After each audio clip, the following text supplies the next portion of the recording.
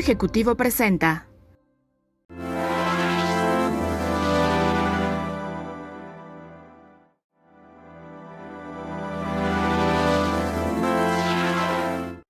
Hola, ¿cómo están? Sean bienvenidos de nuevo de Impuestos a Impuestos. El día de hoy platicaremos sobre servicios parciales exentos de IVA en el tema de la construcción y personas físicas, arrendamiento de inmuebles. Sean bienvenidos. Aquí estamos.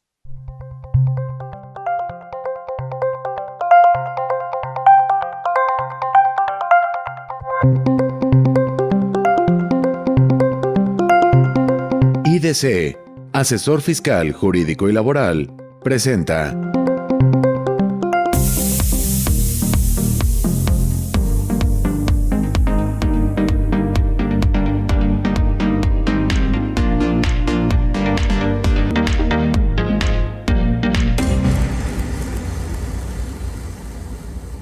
Hola, ¿cómo están? Sean bienvenidos a nuestro programa de Impuestos a Impuestos.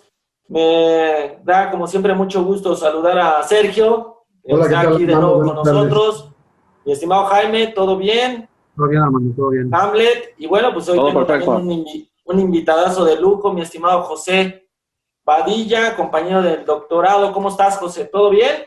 Muy bien, muchas gracias. Gracias a Dios, Armando. Gracias por la invitación y encantado de estar aquí con ustedes alternando y pues debatir algunos temas que son de interés fiscal y que nos nutren a todos los que estamos en este medio.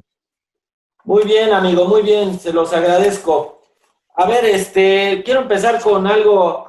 Hay un artículo, el artículo 9 de la ley del IVA, que nos habla de que no se pagará el impuesto en la enajenación de los siguientes bienes: el suelo, fracción 1, y el que nos interesa el día de hoy: construcciones adheridas al suelo, destinadas o utilizadas para casa-habitación. Cuando solo parte de las construcciones se utilicen o destinen a casa-habitación, no se pagará el impuesto por dicha parte. Los hoteles no quedan comprendidos dentro de esta fracción. Es decir, toda la construcción de habitación es exenta de IVA, mi estimado Jaime.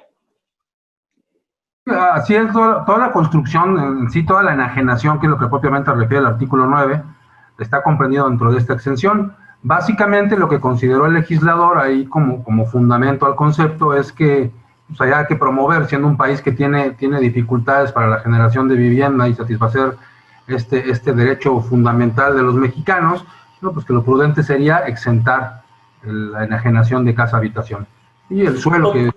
Ok, entonces para el constructor, el que enajena la casa-habitación, estamos hablando de que todo el IVA que paga hacia todos estos gastos, materiales, todo esto que viene, lejos de ser un impuesto acreditable, tendría que ser parte del costo, ¿no, mi estimado José?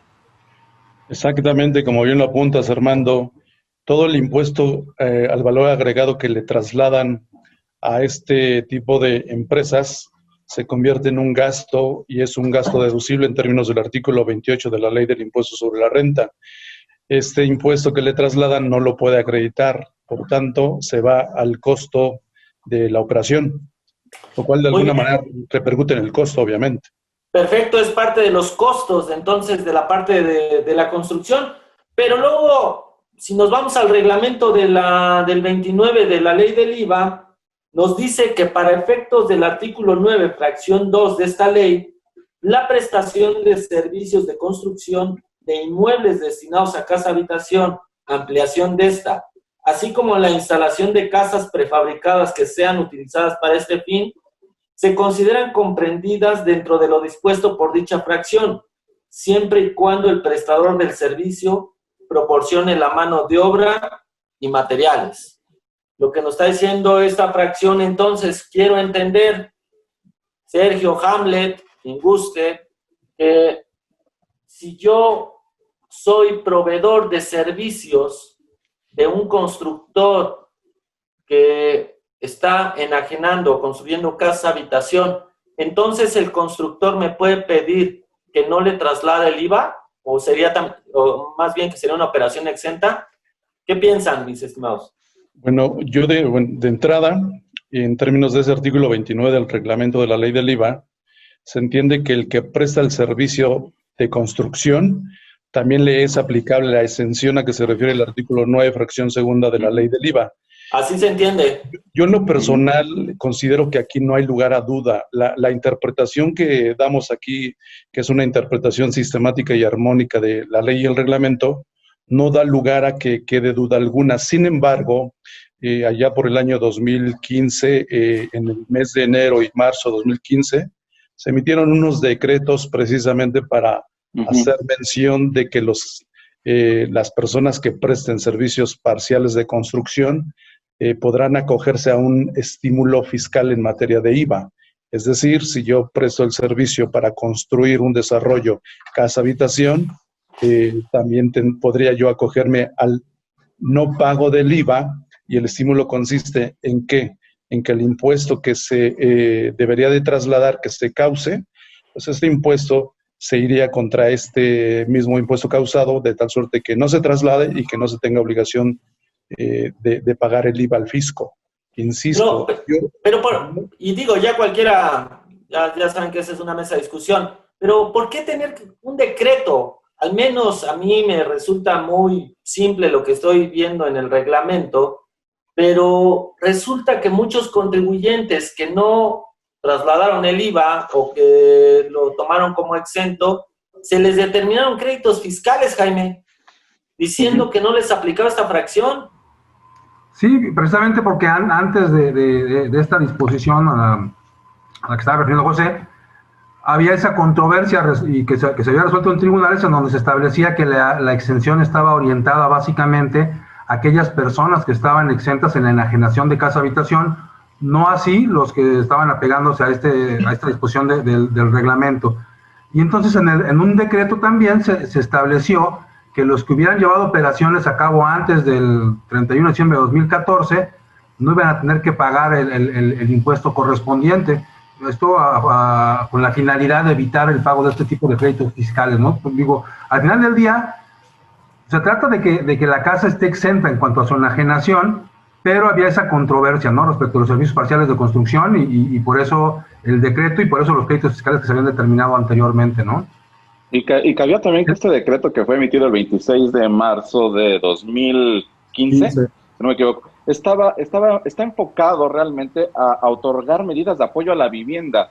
Sin embargo, la autoridad pues, decía, efectivamente, como había una contraprestación y que tú solicitabas servicios parciales de construcción y estos tenían que estar totalmente relacionados con el objeto de esta persona que te daba el servicio, que hicieron unos análisis, yo vi unos análisis que hizo Prodecom, en donde levantaban créditos porque el objeto social en el cual estaba relacionado no existía que estuviera relacionado con la construcción. Entonces decía, ok, no obstante que sí prestaste los servicios parciales de construcción, como tu objeto social no lo dice claramente, te lo rechazo. Entonces, pues sí, hubo muchísimos créditos fiscales por eso, ¿no? Y que la Prodecom entró muy fuerte con esos asuntos. De la misma forma señala el decreto que el inmueble debería ser únicamente para casa habitación y que esto debería también ser vigilado para que no se usara con otro fin.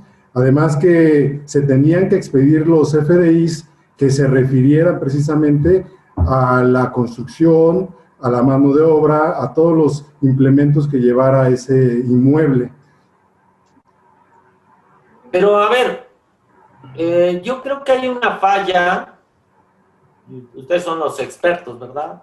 Yo aquí nada más los veo a ustedes. Pero yo creo que hay una falla desde el primer párrafo del decreto. Porque creo que no funciona así, mira. Artículo primero. Se otorga un estímulo fiscal a los contribuyentes que presten servicios parciales de construcción de inmuebles destinados a casa-habitación, siempre y cuando el prestador del servicio proporcione la mano de obra y materiales. Los servicios mencionados deberán de prestarse en la obra de la construcción al propietario del inmueble, quien deberá ser titular del permiso, licencia o autorización de la construcción de la vivienda que corresponde. Voy a leer esta última parte porque creo que aquí es donde se vienen muchos problemas. Lo voy a poner. Deberán de prestarse, ¿sí?, al propietario del inmueble, quien deberá ser titular del permiso, licencia o autorización de la construcción de la vivienda correspondiente. Y este tema lo digo porque cuando tú estás en una obra, haces una obra, una construcción, nos queda muy por menos de un minuto, tal vez tengamos que cortar, pero lo tocaremos en el siguiente bloque. Antes, hoy se tiene el famoso CIROC, ¿no? En donde alguien registra la obra y a través de ese CIROC los proveedores se cuelgan, ¿no? Y entonces tú puedes tener un proveedor en un nivel 1 y luego otro proveedor en un nivel 2 y hasta 3 o 4 niveles, porque no el mismo subcontratista subcontrata y estos que subcontrata a su vez siguen subcontratando. Entonces hay una ramificación que se amarra con algo que se da en el CIROC, ¿no? Para efectos del seguro social. ¿Qué pasa con estas personas que le prestan el servicio al subcontratista del subcontratista del subcontratista, ¿no? Creo que ahí es donde empieza uno de los problemas. Pero bueno, es tiempo de ir a un corte y enseguida regresamos.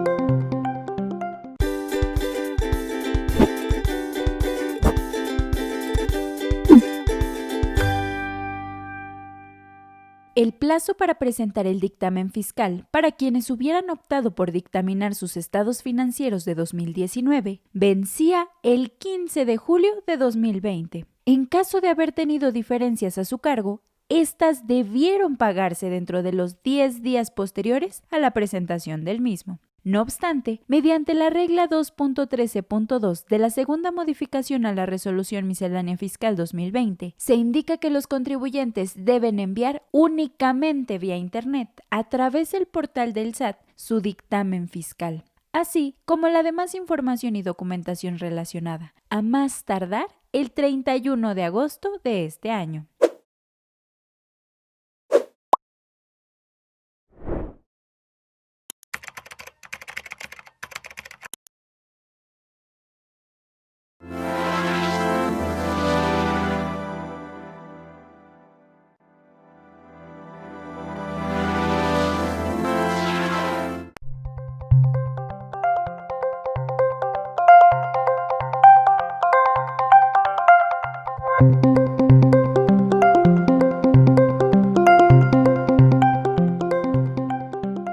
Bueno, ya estamos aquí de regreso. Platicaba mi estimado Jaime, José, Hamlet, Sergio, ¿qué pasa en una obra en donde hay varios subcontratistas y varios niveles? Tú eres el dueño del inmueble, de la construcción, contratas a un subcontratista que te va a dar, no sé, el servicio de plomería, alumineros, y luego a su vez estas personas subcontratan a otras, ¿no? Que te proporcionan el material y mano de obra. Este segundo nivel de subcontratación, ¿ya no podría hacer esto de la exención del IVA o sí lo podría hacer? Porque ya no lo está haciendo directo con el de la licencia, lo está haciendo con el subcontratista del primer nivel. No sé qué piensen.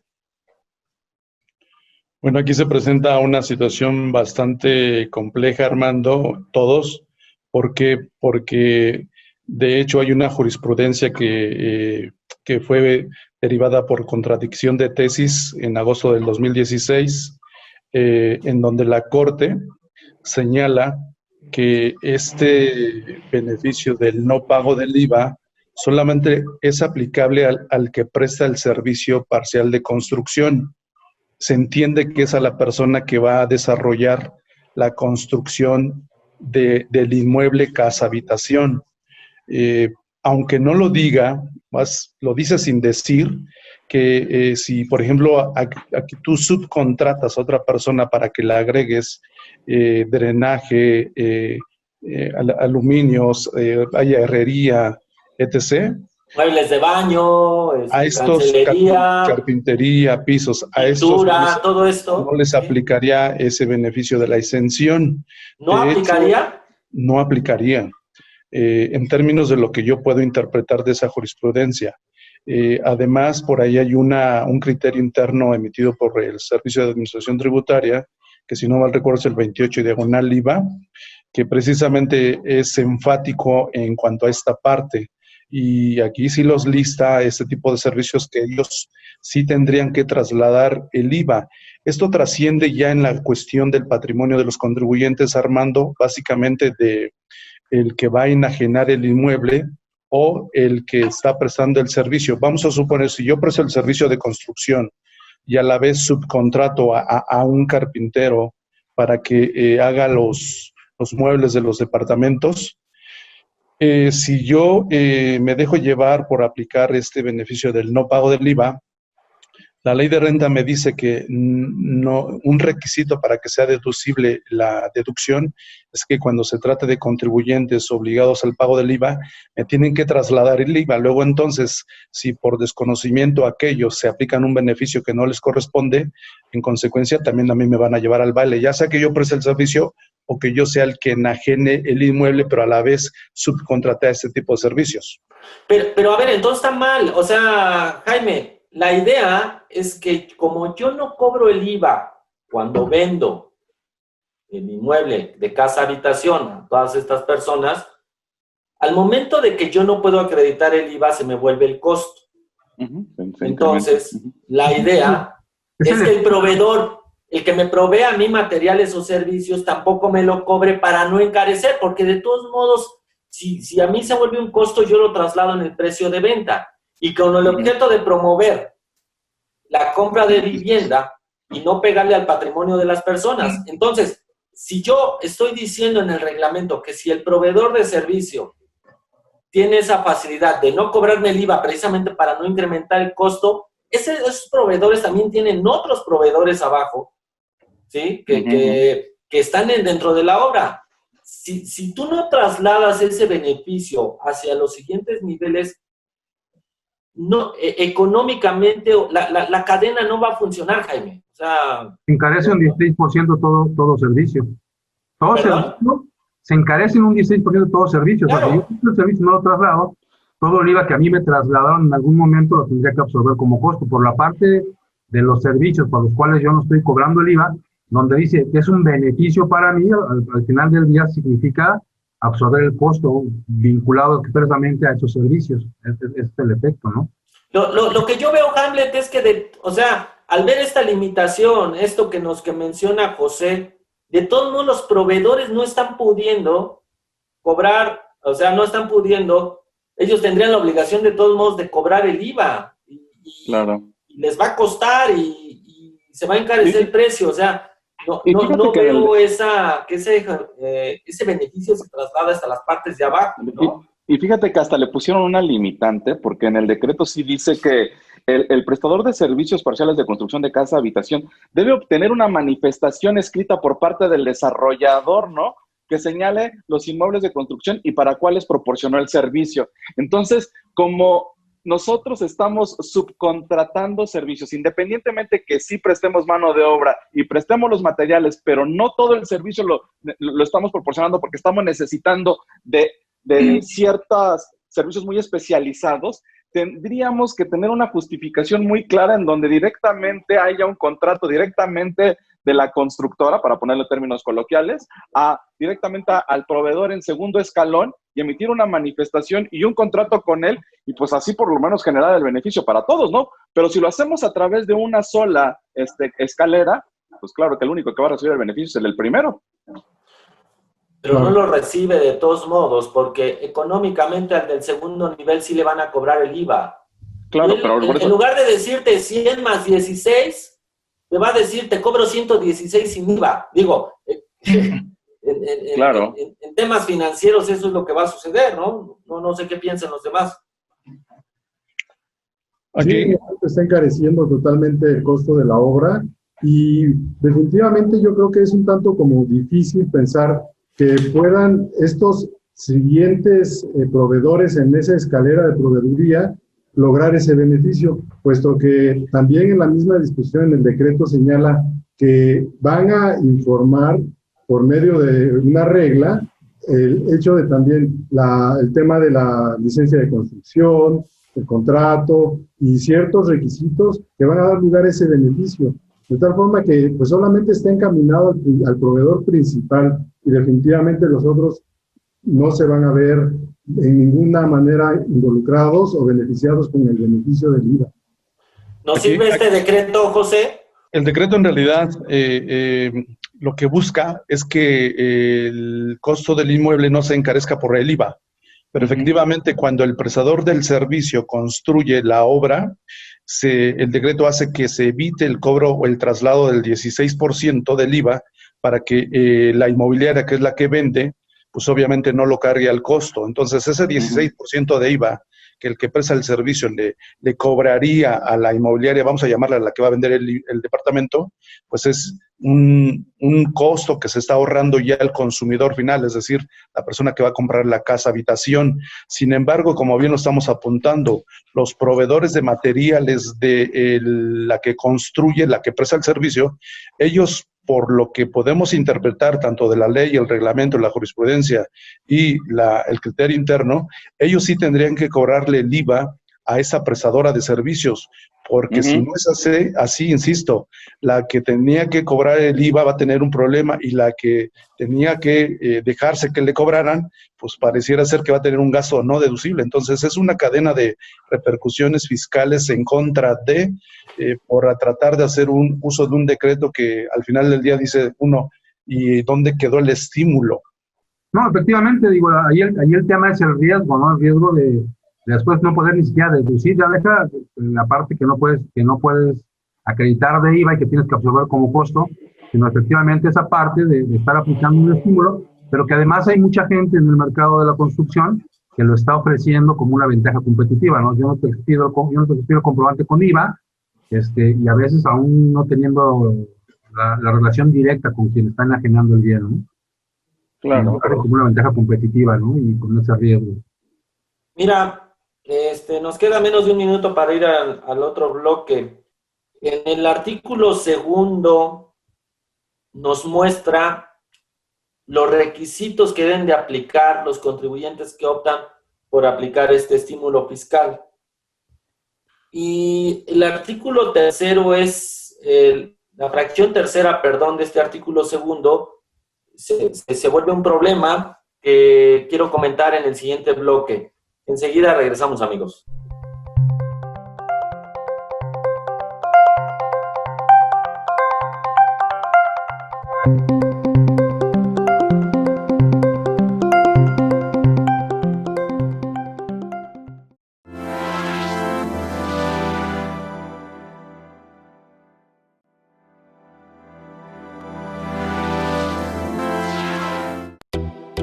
Siente la pureza del agua y enamórate de su sabor.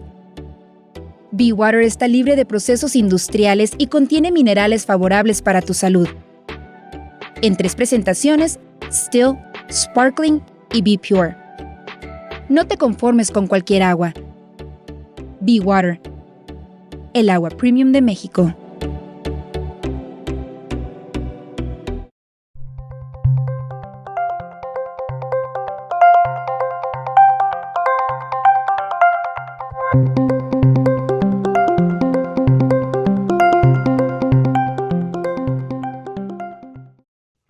Muy bien, ya estamos de regreso. A ver, estábamos viendo el decreto. El artículo 2 nos dice: los contribuyentes que opten por aplicar el estímulo fiscal a que se refiere el artículo anterior deberá de cumplir con los siguientes requisitos. Vienen 3 fracciones y dice: recabar del prestatario una manifestación en donde se asiente que los inmuebles son para la construcción. El inciso B, el número de licencia, permiso o autorización de construcción correspondiente. Y el C dice: su voluntad de asumir responsabilidad solidaria en los términos del artículo 26, fracción 8 del Código Fiscal de la Federación por el impuesto al valor agregado que corresponde al servicio parcial de construcción proporcionado. en caso de que altere el destino de casa habitación establecido en las licencias, permisos o autorizaciones correspondientes.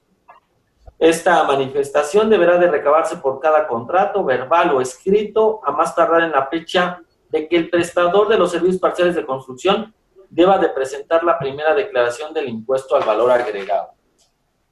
Es decir, viene la responsabilidad solidaria en el aspecto de que la obra debe estar destinada a casa construcción.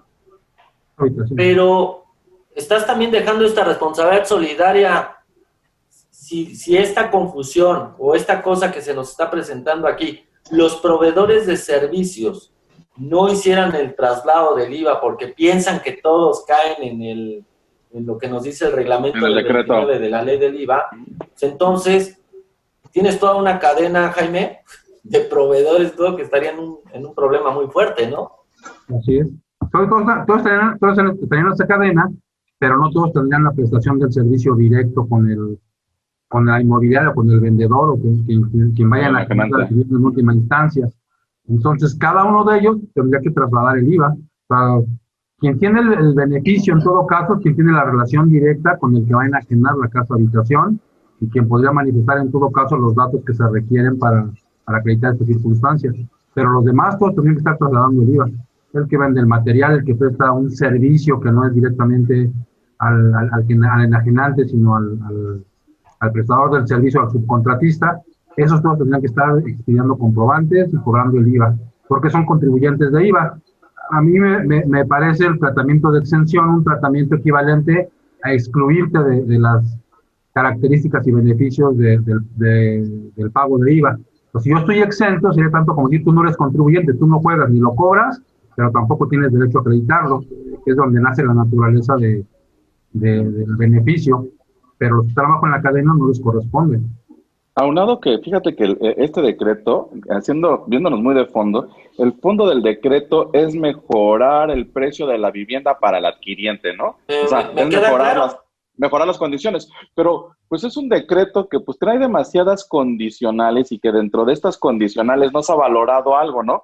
Pues sí, efectivamente, tenemos el costo del terreno, el costo de la construcción, y hay algo importantísimo para el enajenante de casa-habitación y que no está determinado y que no lo vemos, pero que financieramente sí nos pega, que se llama plusvalía. No es lo mismo que tú generes una casa-habitación en el corazón de la Ciudad de México a que lo hagas a finales de Huehuetoca pegado a la caseta, ¿no? A lo mejor el costo de construcción es similar, pero solamente por el efecto de que sea, en el efecto de plusvalía en el centro de la Ciudad de México, o al final de un municipio lejano, pues el costo real de la vivienda pues va a incrementarse radicalmente en donde mayor beneficio lo obtengas a quien la adquiere, ¿no? Entonces, creo que también hay que hacer una valoración de eso, que al final sí juega también para el que compra casa habitación. Ya sería más subjetivo, ¿no? Yo creo que el cambio sensible que sí podría darse es, por ejemplo, lo que ocurrió con los libros. O sea, hoy en los libros ya hay una distinción entre el que edita y el que vende. Y entonces el que edita libros está en el 2A y tiene un beneficio de 0%. O sea, si realmente se busca un beneficio equivalente, entonces podríamos poner la construcción de casa-habitación en el 2A y entonces le permites al constructor tener el beneficio del acreditamiento. Eso sería sensible, ¿no? Y ya después el que en la cadena también participe en una segunda etapa de venta de la casa-habitación, entonces sí lo exentas, pero ese ya no absorbe el costo financiero del IVA. Eso sería una diferencia radical en el concepto. Y fíjate que lo que comentas, Jaime, eso me lleva a la siguiente reflexión. El decreto me dice que la que preste el servicio de construcción por esos actos tendrán que ser considerados como actos por los cuales no se esté obligado al pago del IVA, lo que quiere decir que entonces el IVA que a mí me trasladen, pues lo voy a repercutir en el costo, y obviamente cuando yo le preste, le cobre a la inmobiliaria, pues de alguna manera voy a tener que recuperarme, porque el IVA no lo voy a poder recuperar vía acreditamiento. Entonces es engañoso el decreto, la verdad es que... Esa es la conclusión, exactamente. A mí me gustaría que mostraras tu lámina, mi estimado José. Con todo gusto. No sé si por ahí nuestro señor productor nos apoye. Miren, aquí tengo un esquema. Es muy sencillo. La verdad es que de lo que se trata es de que se entienda cuál es el efecto del decreto. Tenemos una constructora, es decir, la que presta el servicio parcial de construcción, la que va a poner mano de obra y materiales. Esta, al momento de que... La que tiene la licencia es de inmobiliaria. La que tiene la licencia en la inmobiliaria, ciertamente, es la que va a tener que manifestar esta situación ante el SAT, de acuerdo a lo que señalan por ahí un aviso 202 del Código Fiscal. Ok, entonces 204. Aquí la constructora, cuando le cobra a la inmobiliaria, aquí tenemos un ejemplo, bolitas y palitos, le cobra 1 millón, le agrega el IVA. Aquí, ojo, es sin decreto, le agrega el IVA, me da total por cobrar 1.160.000, lo cual va a ser el costo para la inmobiliaria, el costo de adquisición. Y la inmobiliaria, pues obviamente le tiene que ganar una lana por la venta, que en este caso ponemos 100,000 pesos, bolitas y palitos, insisto. Ese 1.260.000 es el costo de adquisición para la persona que compra la casa habitación, ¿sale?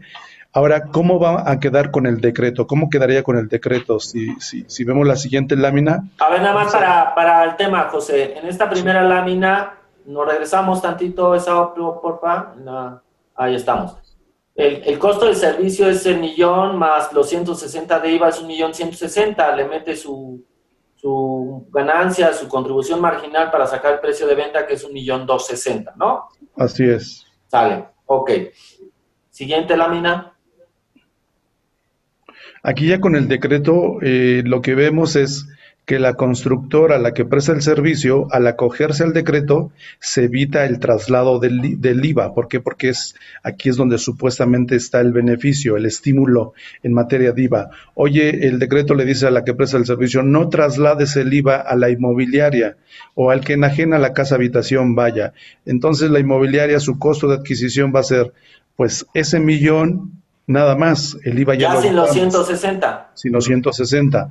Pero aquí igual con el margen de utilidad que quiere ganar la inmobiliaria, que son los 100,000 pesos, ese 1.160.000 ahora será el costo real, costo de adquisición del adquirente. En realidad aquí lo que vimos es que lo que se ahorró el adquirente fue ese IVA que la que presta el servicio le dejó de cobrar a la inmobiliaria. Sí, en lugar de que pagara la casa en 1.260.000, la está pagando en 1.100.000. Así es. Cuando tú lees el decreto, dices, wow, estoy promoviendo que el precio de la casa habitación, en lugar de 1.260.000, hacia 1.100.000, porque le di el estímulo fiscal del IVA. Me queda claro. Así es. Ahora, veamos aquí a tu monito, que es el de la constructora. El de la constructora, el problema es que no le puede exigir a sus proveedores, ¿sí?, que no le cobren el IVA, aunque sean servicios destinados a la casa habitación. ¿No, José? Así es, y es más, aunque se los pidieran, si la constructora le pide a sus proveedores que no le cobren el IVA, se va a hacer el harakiri. ¿Por qué? Porque la ley de renta dice que para que los pagos que haga la constructora, para cuando se trate de contribuyentes obligados al pago del IVA, estos tendrán que trasladarlo en forma expresa y por separado en el comprobante. Luego entonces, si la constructora le pide a los proveedores que no le cobren el IVA, en automático se hace el harakiri y los pagos que le haga a sus proveedores dejarían de ser deducibles en el impuesto sobre la renta. Entonces, si te das cuenta, es un efecto pues complicado. Por eso, el proveedor de servicios, que yo creo que es el error que están cometiendo mucho, ¿sí? Si no trasladan el IVA, entonces para la constructora se vuelve costo, porque él no cobra el IVA, pero después, como es una exención, el IVA que le cobren los proveedores y servicios van a ser costo. Yo te aseguro que financieramente va a tener que volver a recuperar ese IVA. Claro. Y en lugar, le va a seguir cobrando el 1.260.000. Así es. El tema es la competencia. La competencia dice, yo sí te lo puedo hacer, y ahí es donde se han dado muchos problemas en la práctica, ¿no? Que la competencia dice, yo te facturo sin IVA, te facturo exento, y el otro, el que dice, bueno, es que yo tengo que absorberlo como parte del costo, que a lo mejor no son los 160, porque no todo lo que hizo la constructora lleva IVA. Jimmy, te pido que por favor, tenemos un corte, y ahorita por favor nos haces este comentario, ¿sale? Gracias. Ahorita regresamos.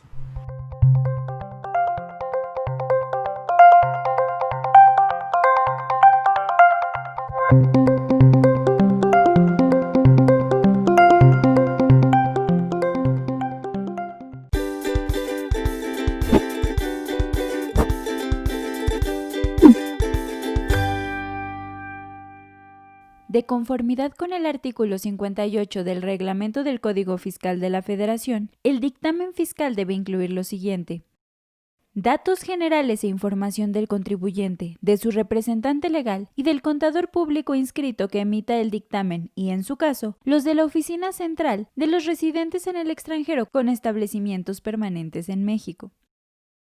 Dictamen sobre los estados financieros emitido por el contador público inscrito.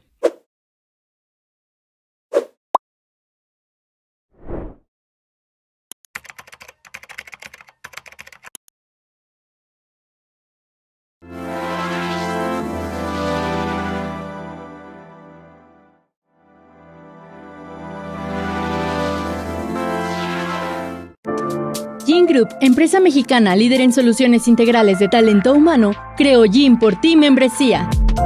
Gin por Ti busca generar valores agregados que satisfagan las necesidades de sus afiliados. Gin por Ti otorga beneficios que brindan bienestar, protección y genera ahorros a más de 100,000 familias en todo el territorio nacional. Gin por Ti ofrece 6 tipos de membresía para cada necesidad. Con Gin por Ti, disfruta la vida. Lo demás, lo hacemos por ti.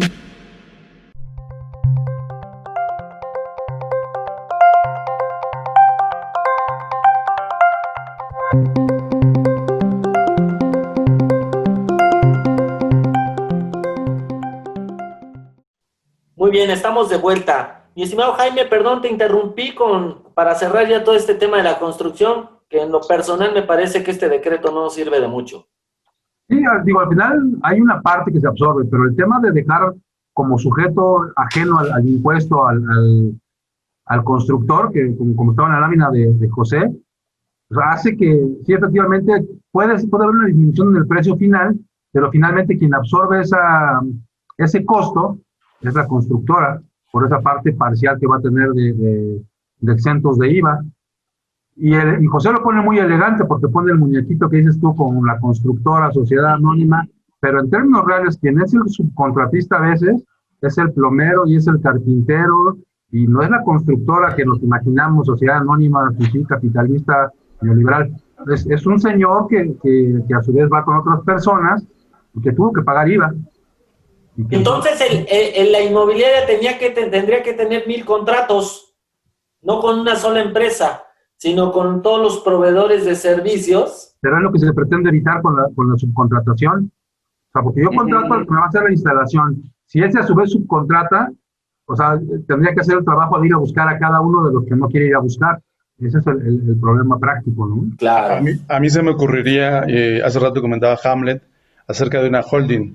A mí se me ocurriría que para efectos de hacer práctico el negocio, pues constituir una AMP y en esta se concentren todos y esta sea la única que tenga la operación con la inmobiliaria.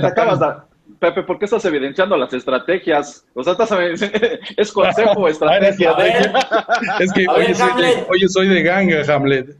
A ver. Bueno. Por esas cosas. Bueno, ya lo sacó José, pues vamos a verlo. Pues ya cóbralo, Pepe. A ver, entonces, ya lo sacó José. A ver, platícanos, José. ¿Qué se te ocurrió? Ahorita ahora sí que para darle salida a la operación es todos esos proveedores de la constructora, la que presta el servicio, constituyan una AMP. En donde Diles a nuestro público que es una AMP, una asociación. Bueno, la AMP en términos del artículo 252 de la Ley General de Sociedades Mercantiles es un contrato por el cual varias personas llamadas asociados le aportan bienes o servicios a otra llamada asociante para que lleven a cabo una negociación mercantil. En ese caso sería pues la prestación del servicio a la inmobiliaria. Y entonces la AMP para efectos fiscales es una persona moral y esa sería la que daría la cara por todos los que están en la panza de la AMP, que sería la constructora, el plomero, el carpintero, todos esos. Y así ya pues podemos cuajar este decreto. ¿Cómo ves? Nada más presentas un aviso. Un aviso. Exacto, sí, claro. Nada más. Sí, con la problemática jurídica que tiene una AMP de repente, ¿no? Porque es una persona moral del mundo fiscal, pero resulta que en el mundo del derecho común, por ejemplo, abrir una cuenta bancaria de repente de la AMP tiene complicaciones, Digo, me parece una buena idea, y con las problemáticas prácticas que tiene el uso de... Tiene una problemática de administración y financiera muy fuerte. Muy compleja. O sea, pero, digo, ya haciendo contratos bien hechos como los hace Hamlet. Pero si se dan cuenta, ahorita el tema de discusión es la fiscal, ya la resolvimos. Claro. Ya lo demás se lo dejamos. Tú querías que te resolviera el problema fiscal, no que claro, sí. El problema ya, todo quieres. Ya la cuestión operativa, Armando, para eso están los contadores. Pues, nosotros somos los doctores, maestros que nos encargamos de la parte fina. Ok. Me parece muy bien. Bueno, pues ahí está. Ahí está un super comercial de mi estimado José. Estoy de acuerdo contigo. A mí me gusta la figura y me gusta no por un tema de planeación fiscal, es un tema de planeación financiera. Si realmente queremos trasladar un costo bajo al adquirente de la vivienda, necesitamos que toda esa cadena que está en el tema de construcción pudiera no trasladar el IVA de una manera segura y que el día de mañana no se te convierta en un problema. Y entonces sí estaremos llegando a, Jaime, lo que dijiste cuando te interrumpí en el bloque pasado. Estabas hablando de competitividad, de ventaja competitiva, porque también es un cierto que se utiliza como un modo de disminuir costos, importándoles, sin importarles las consecuencias fiscales que pueda tener esto, ¿no? Así es. Sí, muy bien. A ver, que cuadrar esa parte, sí. Está el origen, no está el hilo para jalarle nada más. Está bien. ¿No? Muy bien, José, muy bien. Ok. A ver, que queremos tocar rápido el tema de el arrendamiento de personas físicas, ¿no? Las personas físicas que perciben ingresos por arrendar un bien inmueble, sabemos que deben de cumplir sus obligaciones en términos del capítulo 3, título 4 de la ley del ICR, ya sea por los ingresos por arrendamiento y en general por otorgar el uso o goce temporal de bienes inmuebles. Conocemos ahí algunos puntos rápidos, es de que la deducción debe ser acorde al tema de arrendamiento. Estamos hablando de temas de impuesto predial, contribuciones locales de mejoras, gastos de mantenimiento, consumo de agua, intereses reales pagados por préstamos utilizados para la compra o construcción o mejoras del inmueble, algunos salarios, comisiones, y por ahí hay un tema de una deducción ciega, ¿no? Pero traemos ahí un tema que salió ahí en una plática. ¿Qué pasa con este tema de los Airbnb, mi estimado Hamlet? Y con todo este tema de la extinción de dominio, ¿qué quieres poner sobre la mesa? Fíjate que ahorita que estamos en esto de la pandemia, mucha gente utilizó esta plataforma digital y teníamos ahí un intercambio de ideas fluido, como siempre con Pepe, en si había un contrato de arrendamiento o una prestación de un servicio. Pero yo lo veo en el fondo y veo el fondo realmente de lo que puede suceder. Imagínate que alguien utiliza la plataforma de Airbnb para un servicio, vamos a ponerle servicio, y utiliza un inmueble por un cierto tiempo. Y en ese tiempo no se sale esta persona. ¿Cuál es la acción que tendrías que emitir legal para que te entregara el inmueble? ¿Es el incumplimiento de la prestación de un servicio? ¿El incumplimiento de un contrato de arrendamiento? ¿O lo acusarías de despojo? ¿No? O sea, entraríamos con tres figuras diferentes, ¿no? Porque tú dices, bueno, pues si es un servicio o es un arrendamiento, en esta laguna oscura de este tipo de figuras que se están dando en la actualidad, pues ni modo que yo le diga a Airbnb, oye, ¿qué crees? No, pero a ver, espérame, antes de que te me alejes del tema, no le saques a los golpes, a ver. A ver. El tema es, hay una persona física que tiene 2 o 3 departamentos, se cuelga en este tema de plataformas de Airbnb y pone a disposición sus departamentos para que gente lo use, ¿no? Aquí lo primero, Jaime, ¿estás arrendando o estás prestando un servicio de hospedaje?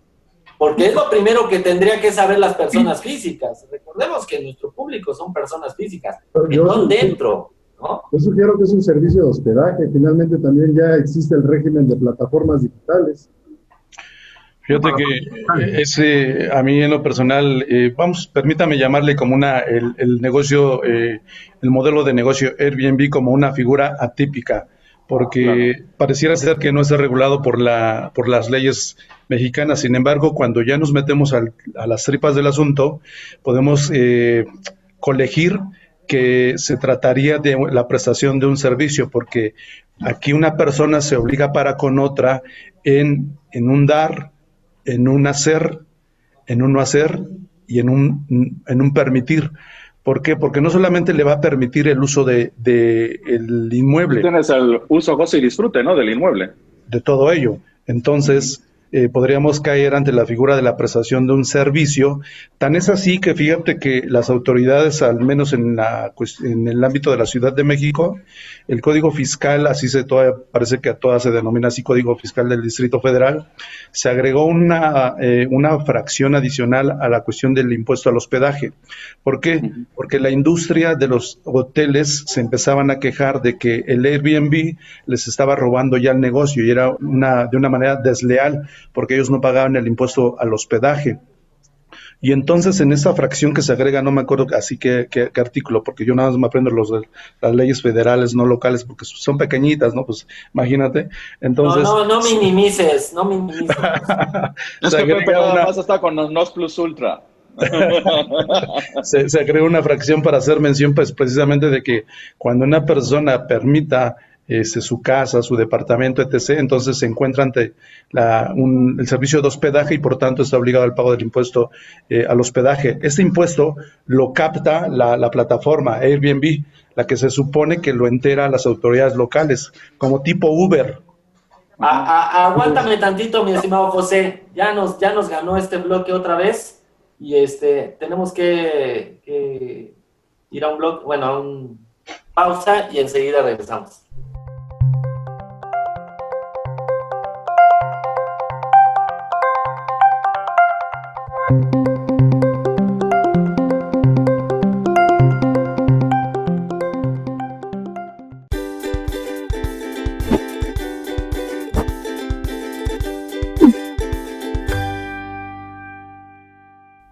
De conformidad con el artículo 58 del Reglamento del Código Fiscal de la Federación, el dictamen fiscal debe incluir lo siguiente: informe sobre la revisión de su situación fiscal emitido por el contador público inscrito, así como los cuestionarios de diagnóstico fiscal contestados por el contador público, quien es el encargado de aplicar los procedimientos de revisión de la situación fiscal del contribuyente establecidos por el SAT mediante reglas de carácter general. Información de sus estados financieros básicos y las notas relativas a los mismos, de forma comparativa respecto al ejercicio inmediato anterior y la correspondiente a su situación fiscal.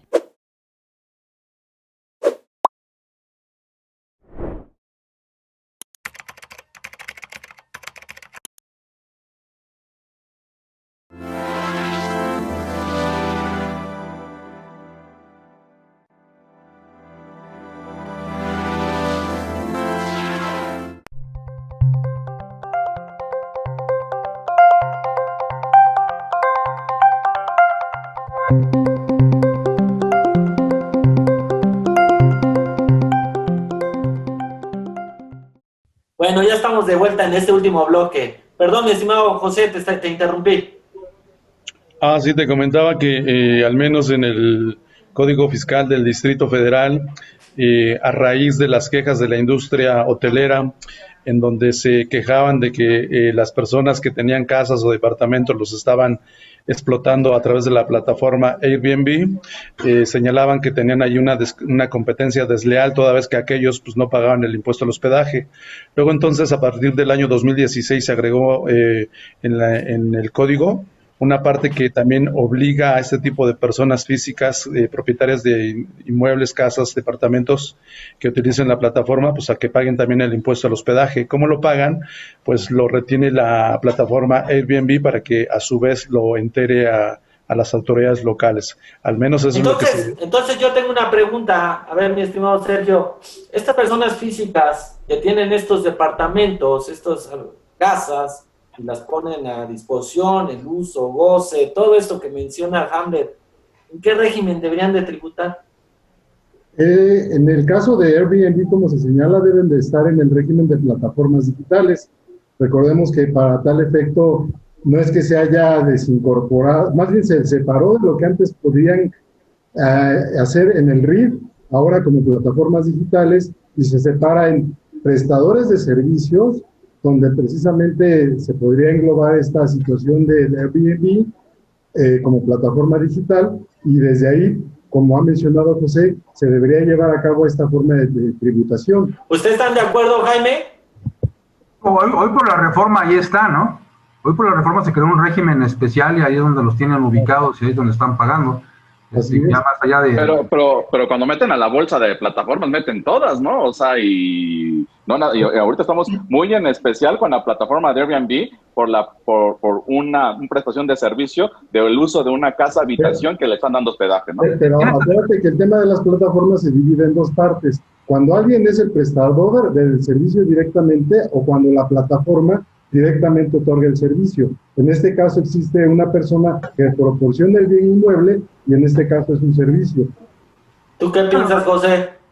Sí, de hecho esa es la razón de ser del artículo 113A, 113B y 113C que se incorporaron a la ley de renta a partir de enero de este año.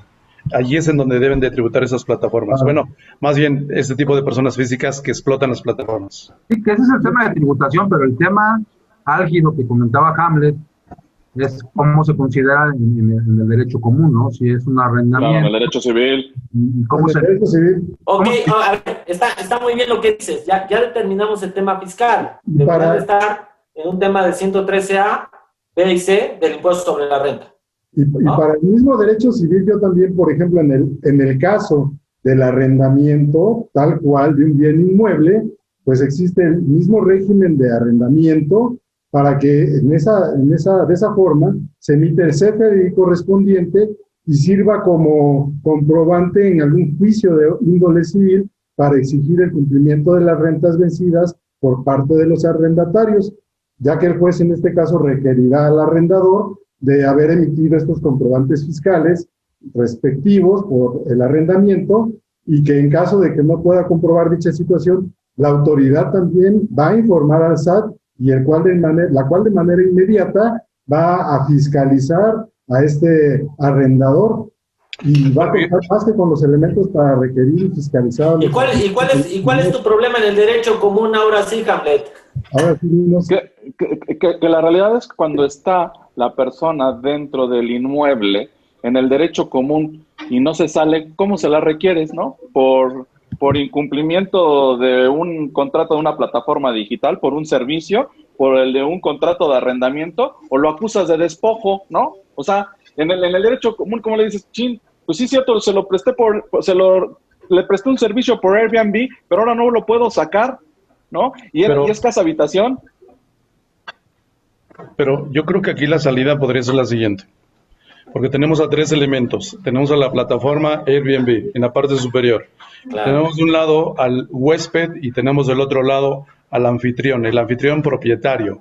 Entonces, yo sugeriría que para el tema del negocio, le diría al anfitrión, pues mira, elabórate un contrato de prestación de servicios en donde agreguemos cláusulas Hamlet que tengan que ver precisamente con el otorgamiento del uso y goce del inmueble, precisamente para prever ese tipo de situaciones y que me lo firme el huésped. Aquí yo no vería con la plataforma, sino sería con el huésped. Y entonces yo ya tengo el documento para que en un momento dado, en un tribunal, pues obviamente pueda sacar a este changuito, porque si no, entonces yo tendría problemas. Pero eso no es lo delicado en el derecho común. Yo creo que lo delicado es lo que tú comentabas, el tema de la extinción de dominio, ¿no? Sí, claro. Y que en esta elaboración de algunos contratos de arrendamiento y que a veces lo hacemos de buena fe, porque este tipo de contratos generalmente siempre se hacen de buena fe. Creo que tenemos que agudizar la documentación que requiramos cuando vamos a hacer el arrendamiento de un inmueble. ¿Por qué?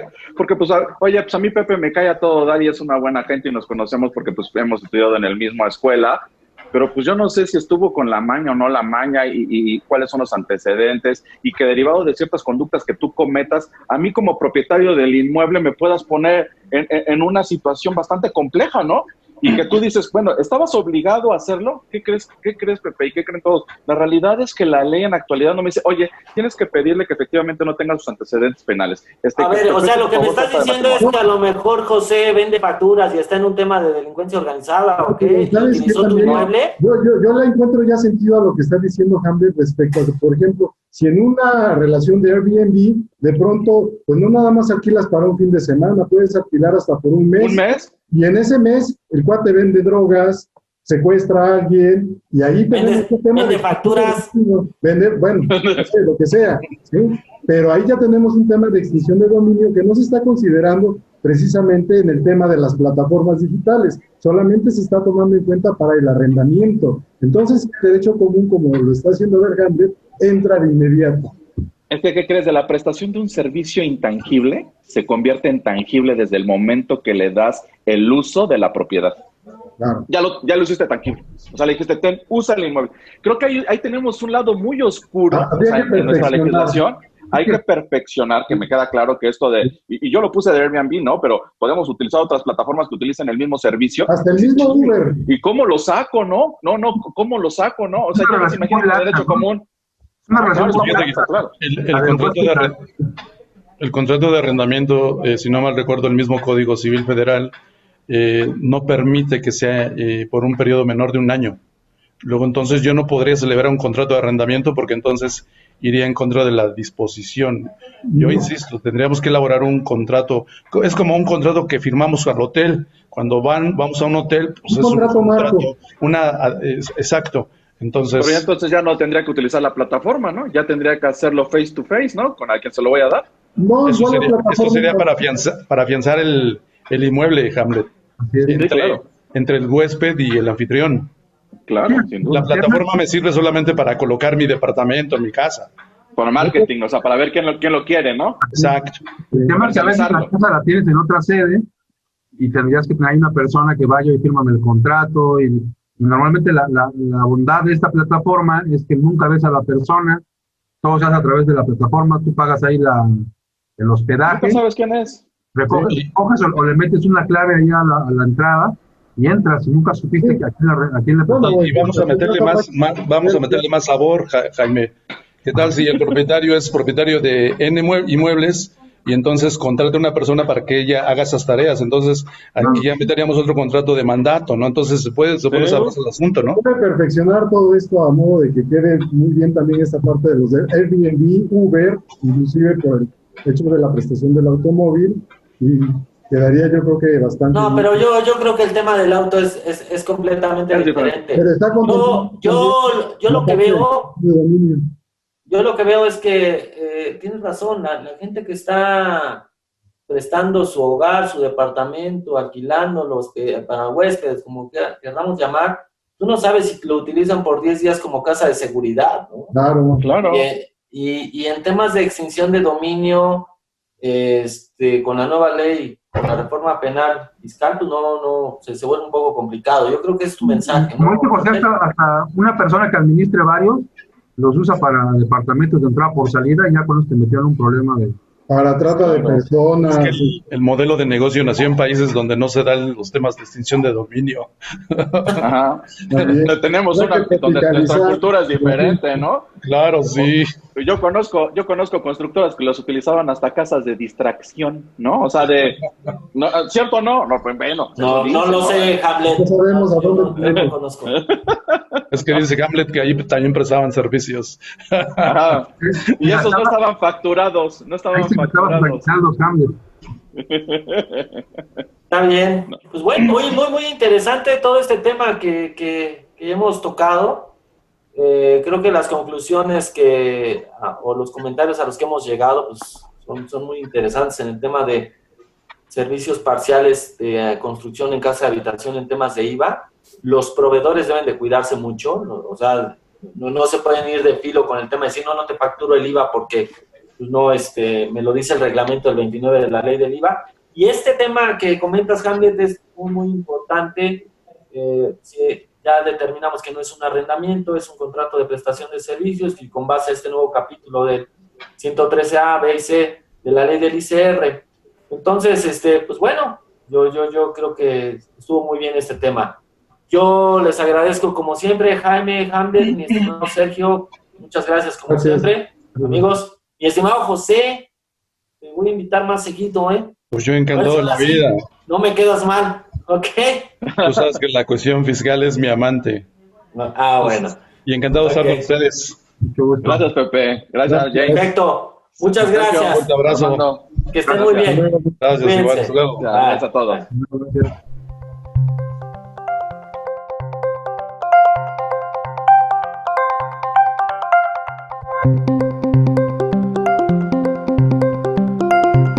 IDC, Asesor Fiscal, Jurídico y Laboral, presentó.